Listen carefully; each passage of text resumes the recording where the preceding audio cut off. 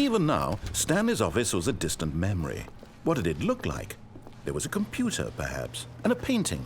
Was it a painting or a photo? He could no longer recall. When Stanley came to a set of two open, this was not the correct way to the meeting room, and Stanley knew it perfectly well. Perhaps he wanted to stop by the employee lounge first, just to admire it.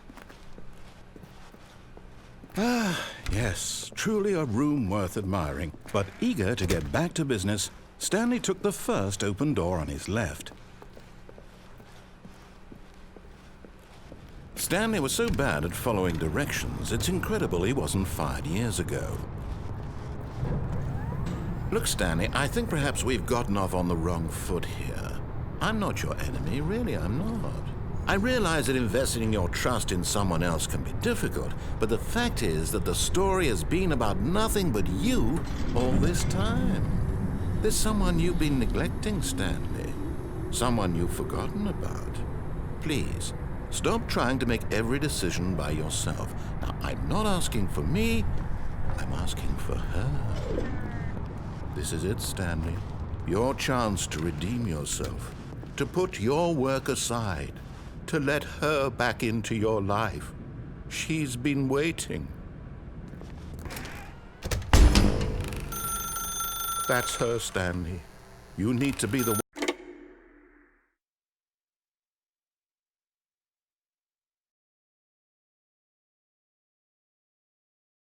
Oh, Stanley, is that you?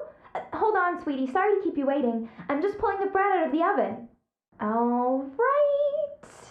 Okay, there we go. All right, now, I want you to come in and tell me all about your day.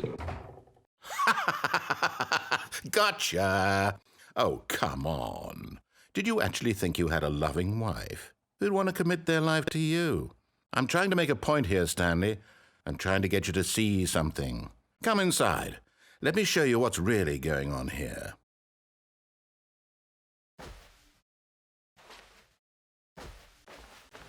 Sorry, but you're in my story now.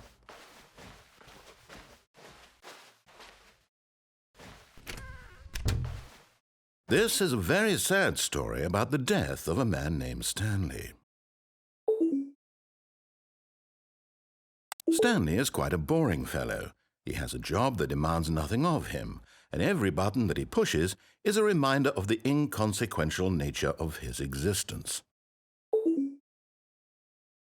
Look at him there, pushing buttons, doing exactly what he's told to do. Now he's pushing a button. Now he's eating lunch. Now he's going home. Now he's coming back to work. One might even feel sorry for him, except that he's chosen this life.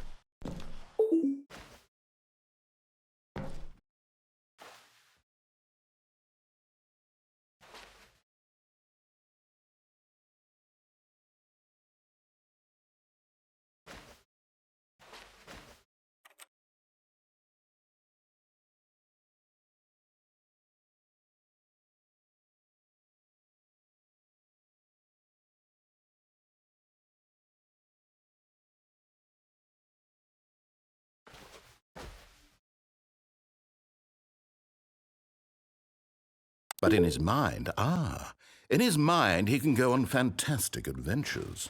From behind his desk, Stanley dreamed of wild expeditions into the unknown, fantastic discoveries of new lands.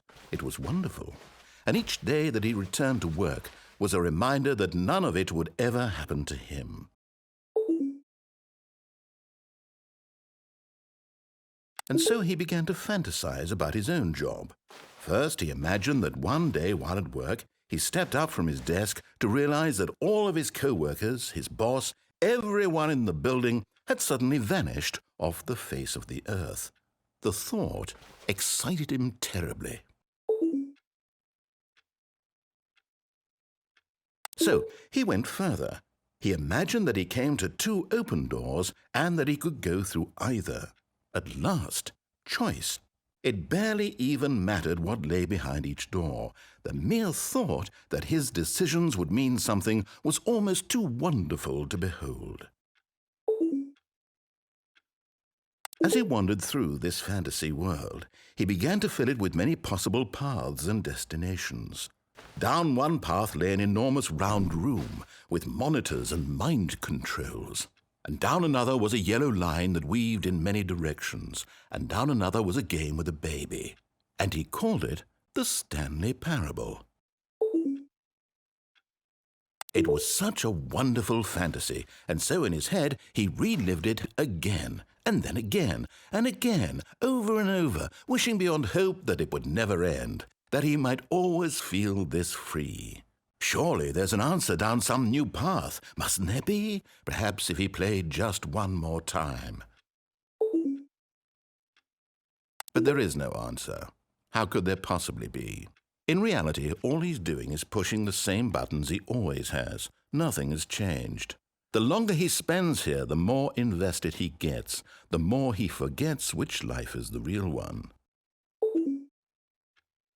And I'm trying to tell him this, that in this world he can never be anything but an observer, that as long as he remains here, he's slowly killing himself. But he won't listen to me. He won't stop. Here, watch this. Stanley, the next time the screen asks you to push a button, do not do it.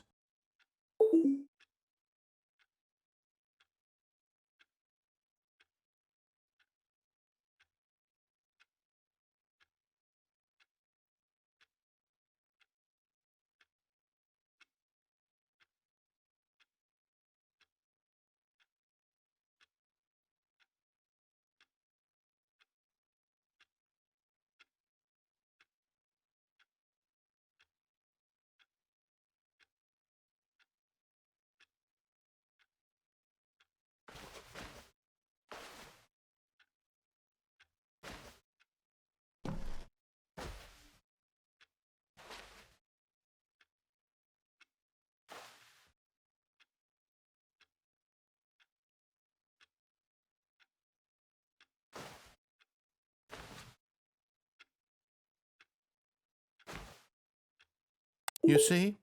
Can he just not hear me? How can I tell him in a way that he'll understand that every second he remains here, he's electing to kill himself? How can I get him to see what I see? How can I make him look at himself? I suppose I can't, not in the way I want him to. But I don't make the rules. I simply play to my intended purpose, the same as Stanley. We're not so different, I suppose. I'll try once more to convey all this to him. I'm compelled to. I must. Perhaps, well, maybe this time he'll see. Maybe this time. And I tried again, and Stanley pushed a button. And I tried again, and Stanley pushed a button. And I tried.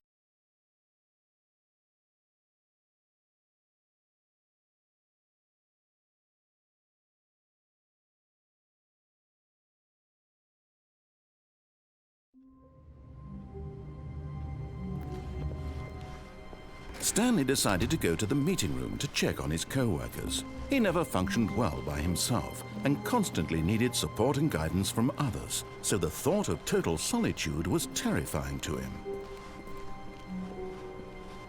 When Stanley came to a set of 2 open doors, this was not the correct way to the meeting room, and Stanley knew it perfectly well. Perhaps he wanted to stop by the employee lounge first, just to admire it. Wow. Yes, this room. What a beautiful, but eager to get back to business, Stanley took the first open door on his left. And so he detoured through the maintenance section, walked straight ahead to the opposite door, and got back on track.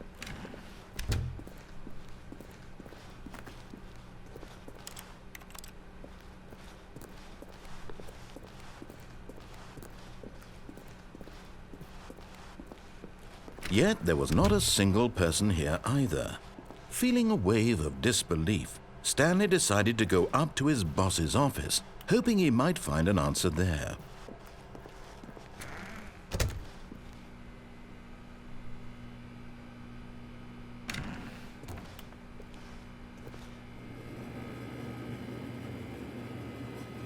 Stanley stepped into the broom closet, but there was nothing here, so he turned around and got back on track.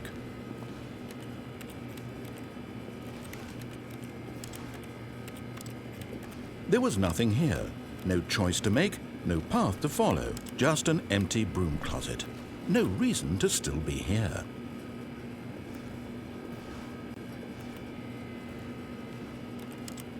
It was baffling that Stanley was still just sitting in the broom closet. He wasn't even doing anything. At least if there was something to interact with, he'd be justified in some way. As it is, he's literally just standing there doing sweet FA.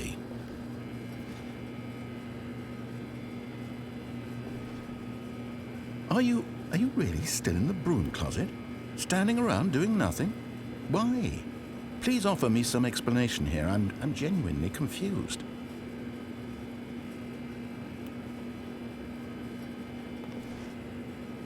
You do realize there's no choice or anything in here, right? If I'd said Stanley walked past the broom closet, at least you would have had a reason for exploring it to find out. But it didn't even occur to me because literally this closet is of absolutely no significance to the story whatsoever. I never would have thought to mention it.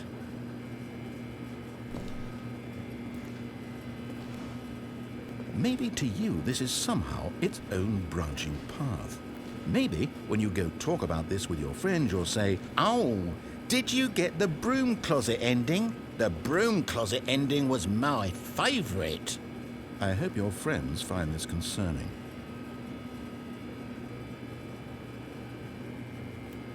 Stanley was fat and ugly and really stupid. He probably only got the job because of a family connection. That's how stupid he is. That or with drug money. Also, Stanley is addicted to drugs and hookers. Well, I've come to a very definite conclusion about what's going on right now. You're dead. You got to this broom closet, explored it a bit, and were just about to leave because there's nothing here, when a physical malady of some sort shut down your central nervous system and you collapsed on the keyboard. Well, in a situation like this, the responsible thing is to alert someone nearby so as to ensure that your body is taken care of before it begins to decompose. Hello? Anyone who happens to be nearby? The person at this computer is dead. He or she has fallen prey to any number of your countless human physiological vulnerabilities. It's indicative of the long-term sustainability of your species. Please remove their corpse from the area and instruct another human to take their place at the computer, making sure they understand basic first-person video game mechanics and filling them in on the history of narrative tropes in video gaming, so that the irony and insightful commentary of this game is not lost on them. All right, when you've done that, just step out into the hallway.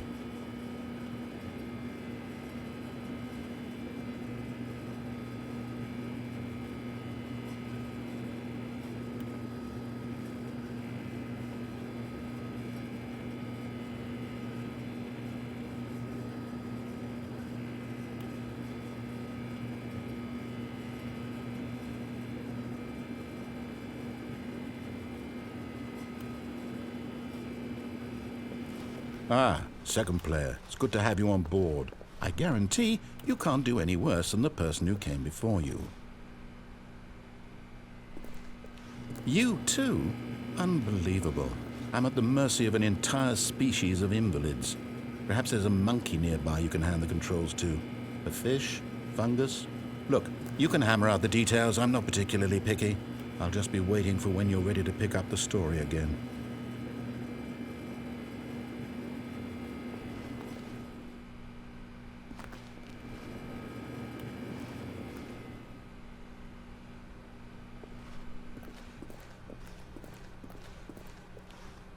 Coming to a staircase, Stanley walked upstairs to his boss's office.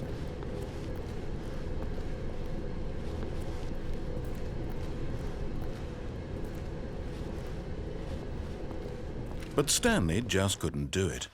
He considered the possibility of facing his boss, admitting he had left his post during work hours. He might be fired for that. And in such a competitive economy, why had he taken that risk? All because he believed everyone had vanished?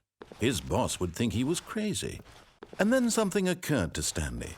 Maybe, he thought to himself, maybe I am crazy. All of my co-workers blinking mysteriously out of existence in a single moment for no reason at all? None of it made any logical sense. And as Stanley pondered this, he began to make other strange observations. For example, why couldn't he see his feet when he looked down? Why did doors close automatically behind him wherever he went? And for that matter, these rooms were starting to look pretty familiar. Were they simply repeating? No, Stanley said to himself, this is all too strange. This can't be real. And at last, he came to the conclusion that had been on the tip of his tongue. He just hadn't found the words for it.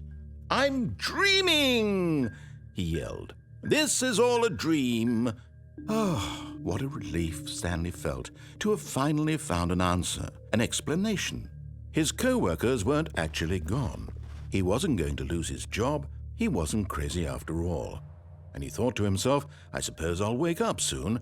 I'll have to go back to my boring real-life job pushing buttons. I may as well enjoy this while I'm still lucid. So he imagined himself flying and began to gently float above the ground. Then he imagined himself soaring through space on a magical starfield, and it too appeared. It was so much fun, and Stanley marveled that he had still not woken up. How was he remaining so lucid? And then perhaps the strangest question of them all entered Stanley's head. One he was amazed he hadn't asked himself sooner. Why is there a voice in my head dictating everything that I'm doing and thinking? Now the voice was describing itself being considered by Stanley, who found it particularly strange. I'm dreaming about a voice describing me, thinking about how it's describing my thoughts, he thought. And while he thought it all very odd and wondered if this voice spoke to all people in their dreams, the truth was that, of course, this was not a dream. How could it be? Was Stanley simply deceiving himself, believing that if he's asleep, he doesn't have to take responsibility for himself? Stanley is as awake right now as he's ever been in his life. Now, hearing the voice speak these words was quite a shock to Stanley. After all, he knew for certain, beyond a doubt, that this was in fact a dream. Did the voice not see him float and make the magical stars just a moment ago? How else would the voice explain all that? This voice was a part of himself too. Surely, if he could just... He would prove it. He would prove that he was in control, that this was a dream. So he closed his eyes gently, and he invited himself to wake up. He felt the cool weight of the blanket on his skin, the press of the mattress on his back, the fresh air of a world outside this one. Let me wake up, he thought to himself. I'm through with this dream. I wish it to be over. Let me go back to my job. Let me continue pushing the buttons. Please, it's all I want. I want my apartment and my wife and my job. All I want is my life exactly the way it's always been. My life is normal. I am normal. Everything will be fine. I am okay.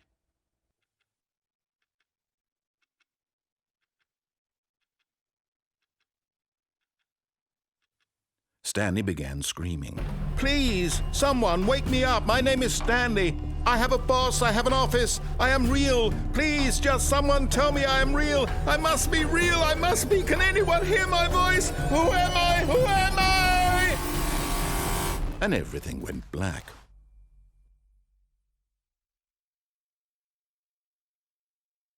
This is the story of a woman named Mariella. Mariella woke up on a day like any other. She arose, got dressed, gathered her belongings, and walked to her place of work. But on this particular day, her walk was interrupted by the body of a man who had stumbled through town talking and screaming to himself, and then collapsed dead on the sidewalk. And although she would soon turn to go call for an ambulance, for just a few brief moments she considered the strange man. He was obviously crazy, this much she knew. Everyone knows what crazy people look like. And in that moment, she thought to herself how lucky she was to be normal. I am sane. I am in control of my mind. I know what is real and what isn't. It was comforting to think this, And in a certain way, seeing this man made her feel better. But then she remembered the meeting she had scheduled for that day. The very important people whose impressions of her would affect her career, and by extension, the rest of her life. She had no time for this, so it was only a moment that she stood there, staring down at the body. And then she turned and ran.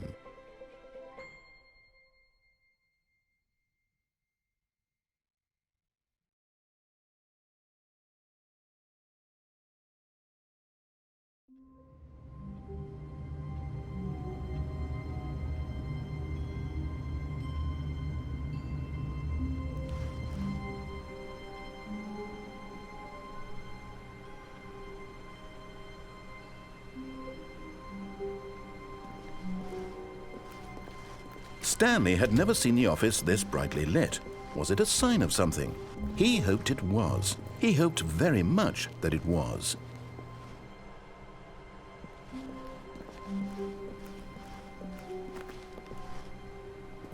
When Stanley came to a set of 2 open doors, he entered the door on his left.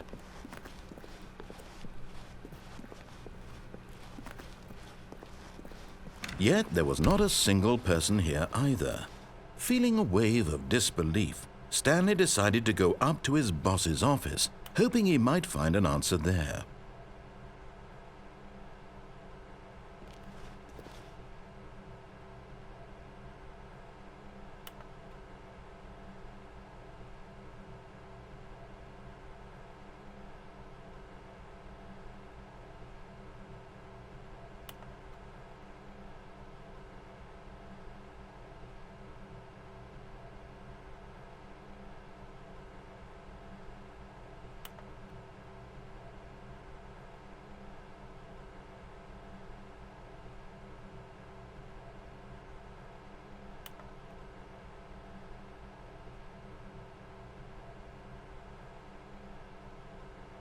Stanley just stood there doing nothing at all. He seems to think I have nothing better to do with my time than to sit around and describe every fascinating little detail of his inability to do anything. This is why Stanley and I are on such good terms.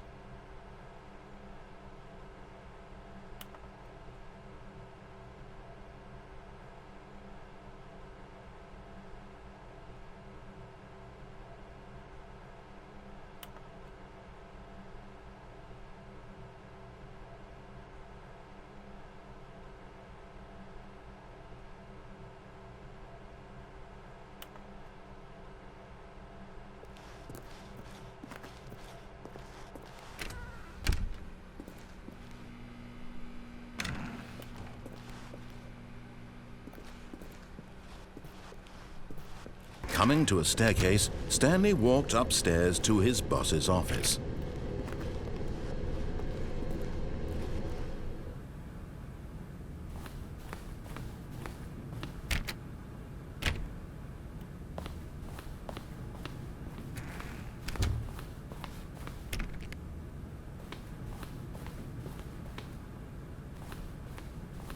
Stepping into his manager's office, Stanley was once again stunned to discover not an indication of any human life.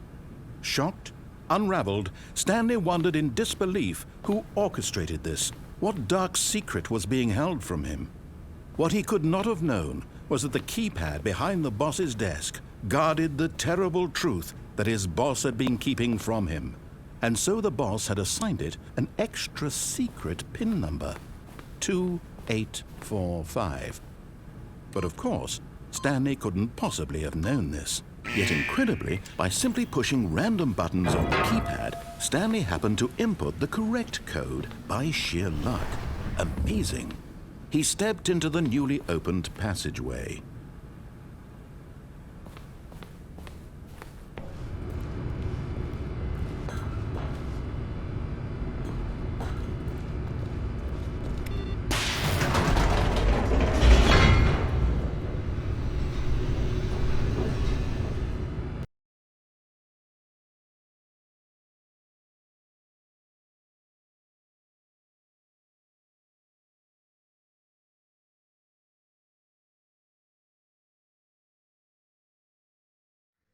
Descending deeper into the building, Stanley realized he felt a bit peculiar.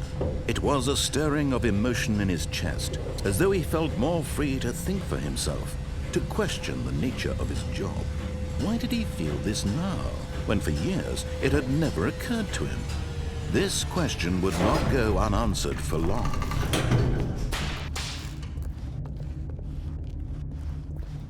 Stanley walked straight ahead through the large door that read Mind Control Facility.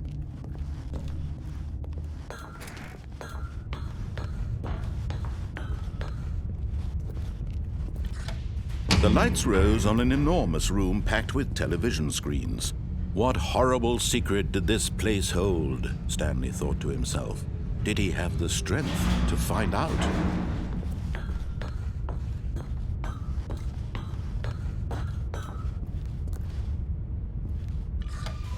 Now the monitors jumped to life, their true nature revealed.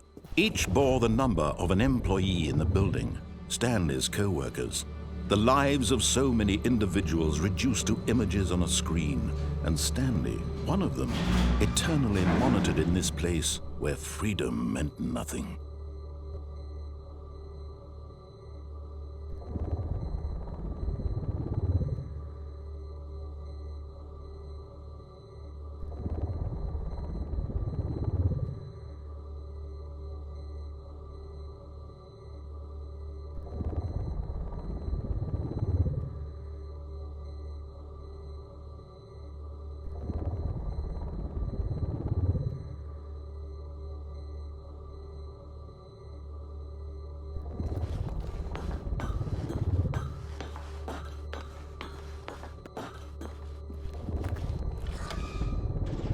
This mind control facility, it was too horrible to believe. It couldn't be true.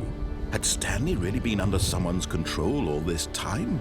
Was this the only reason he was happy with his boring job? That his emotions had been manipulated to accept it blindly? No, he refused to believe it. He couldn't accept it. His own life in someone else's control? Never!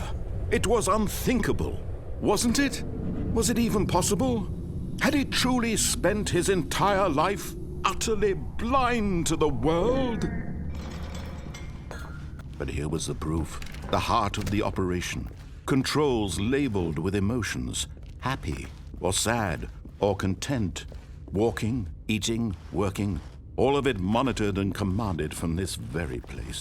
And as the cold reality of his past began to sink in, Stanley decided that this machinery would never again exert its terrible power over another human life, for he would dismantle the controls once and for all. Oh, Stanley, you didn't just activate the controls, did you? After they kept you enslaved all these years, you go and you try to take control of the machine for yourself. Is that what you wanted? Control? Oh, Stanley, I applaud your effort, I really do. But you need to understand, there's only so much that machine can do. You were supposed to let it go, turn the controls off, and leave. If you want to throw my story off track, you're going to have to do much better than that. I'm afraid you don't have nearly the power you think you do. For example, and I believe you'll find this pertinent, Stanley suddenly realized he had just initiated the network's emergency detonation system.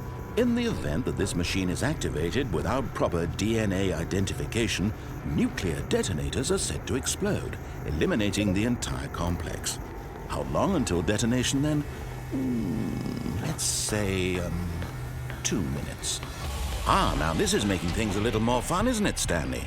It's your time to shine. You are the star. It's your story now. Shape it to your heart's desires. Oh, this is much better than what I had in mind. What a shame we have so little time left to enjoy it. Mere moments until the bomb goes off. But what precious moments each one of them is. More time to talk about you, about me, where we're going, what all this means. I barely know where to start. What's that? You'd like to know where your co-workers are? A moment of solace before you're obliterated? All right, I'm in a good mood. You're gonna die anyway. I'll tell you exactly what happened to them. I erased them. I turned off the machine. I set you free. Of course, that was merely in this instance of the story. Sometimes when I tell it, I simply let you sit there in your office forever, pushing buttons endlessly and then dying alone. Other times, I let the office sink into the ground, swallowing everyone inside, or I let it burn to a crisp. I have to say this, though, this version of events has been rather amusing. Watching you try to make sense of everything and take back the control wrested away from you, it's quite rich. I almost hate to see it go. But I'm sure whatever I come up with on the next go-around will be even better. My goodness, only 34 seconds left. But I'm enjoying this so much. You know what? To hell with it. I'm going to put some extra time on the clock. Why not? These are precious additional seconds, Stanley. Time doesn't grow on trees. Oh dear me, what's the matter, Stanley? Is it that you have no idea where you're going or what you're supposed to be doing right now? Or did you just assume when you saw that timer that something in this room was capable of turning it off? I mean, look at you. Running from button to button, screen to screen, clicking on every little thing in this room. These numbered buttons, no, these colored ones, or maybe this big red button, or this door. Everything, anything, something here will save me. Why would you think that, Stanley? That this video game can be beaten? Won? Solved? Do you have any idea what your purpose in this place is? Stanley, you're in for quite a disappointment. But here's a spoiler for you. That timer isn't a catalyst to keep the action moving along. It's just seconds ticking away to your death. You're only still playing instead of watching a cutscene because I want to watch you for every moment that you're powerless. To see you made humble. This is not a challenge. It's a tragedy. You wanted to control this world, that's fine. But I'm going to destroy it first, so you can't. Take a look at the clock, Stanley. That's 30 seconds you have left to struggle. 30 seconds until a big boom and then nothing. No ending here, just you being blown to pieces. Will you cling desperately to your frail life, or will you let it go peacefully? Another choice. Make it count. Or don't. It's all the same to me, all a part of the joke. And believe me, I will be laughing at every second of your inevitable life from the moment we fade in until the moment I say, happily ever up.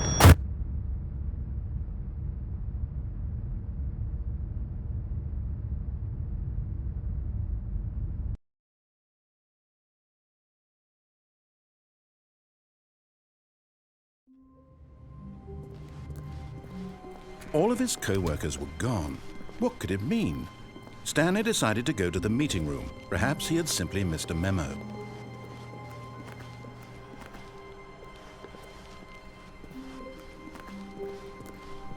When Stanley came to a set of 2 open doors, he entered the door on his left.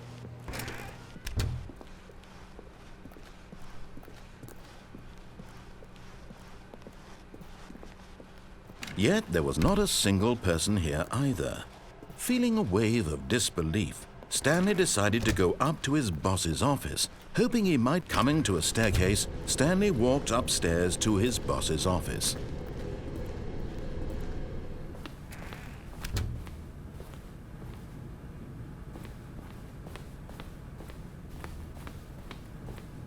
Stepping into his manager's office, Stanley was once again stunned to discover not an indication of any human life.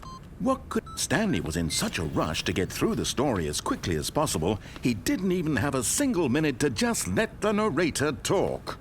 That kind of anxiety isn't healthy, so he relaxed for a few moments with some calming New Age music.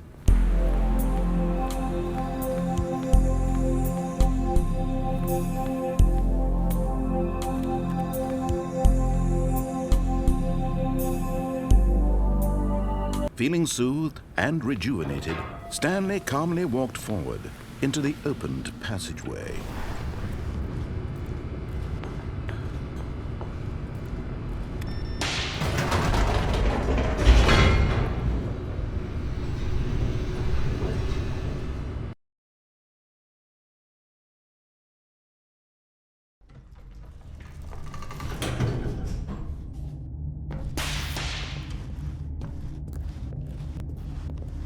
Stanley walked straight ahead through the large door that read Mind Control Facility. Although this passageway had the word escape written on it, the truth was that at the end of this hall, Stanley would meet his violent death.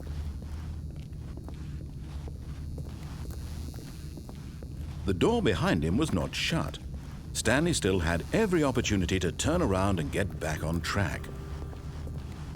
At this point, Stanley was making a conscious, concerted effort to walk forward and willingly confront his death.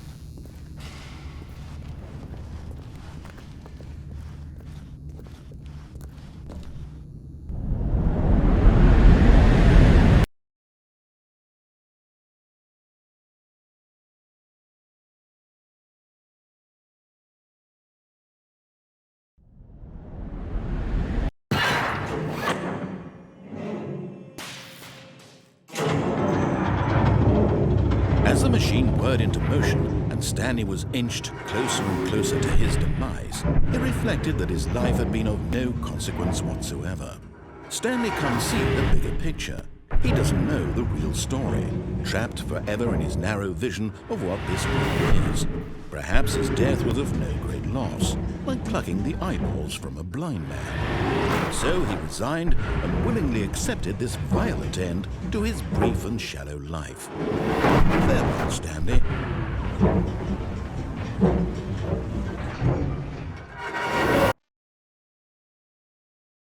"Farewell, Stanley," cried the narrator, as Stanley was led helplessly into the enormous metal jaws.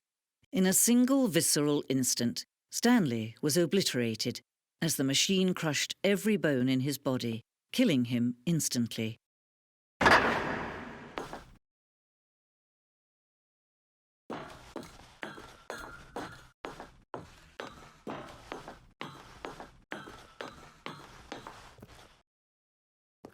And yet it would be just a few minutes before Stanley would restart the game, back in his office, as alive as ever. What exactly did the narrator think he was going to accomplish?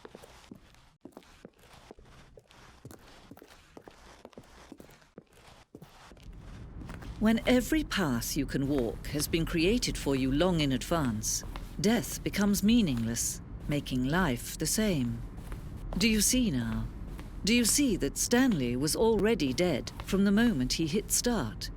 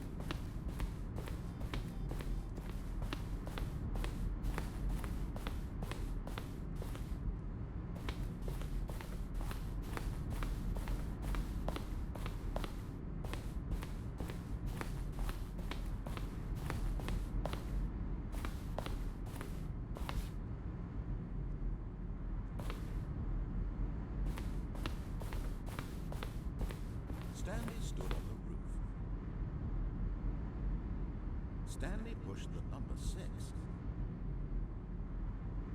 When Stanley came to the lift, he traveled upward to the power source at the top of the facility to end this injustice forever. Then he pushed the number 8.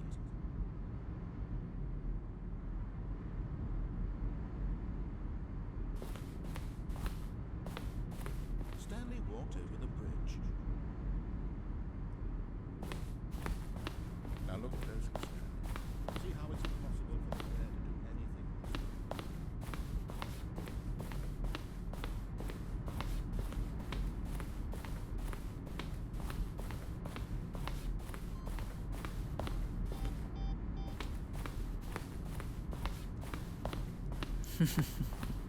Oh, look at these two. How they wish to destroy one another.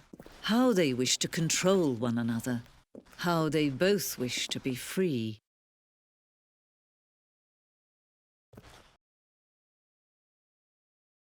Can you see? Can you see how much they need one another? No, perhaps not. Sometimes these things cannot be seen. But listen to me. You can still save these two. You can stop the program before they both fail. Push escape and press quit. There's no other way to beat this game. As long as you move forward, you'll be walking someone else's path. Stop now and it'll be your only true choice. Whatever you do, choose it. Don't let time choose for you. Don't let